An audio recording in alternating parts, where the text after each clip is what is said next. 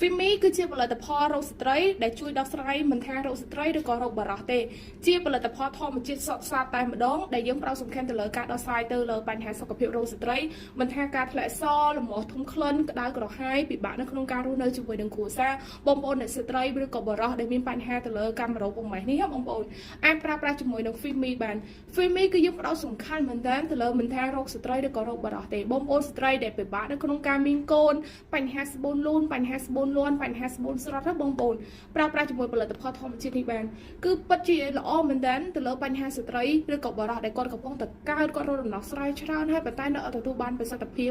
បងប្អូនអាចចូលមើល feedback អតិថិជនដែលគាត់ប្រើប្រាស់ជាមួយនឹង Fimi បាន Fimi គឺយើងផ្ដោតសំខាន់ទៅលើការដោះស្រាយបញ្ហាទាំងអស់នេះចាដើម្បីឲ្យកាន់តែលម្អិតព័ត៌មានបន្ថែមបងប្អូនអាចតម្លាក់ជាលេខ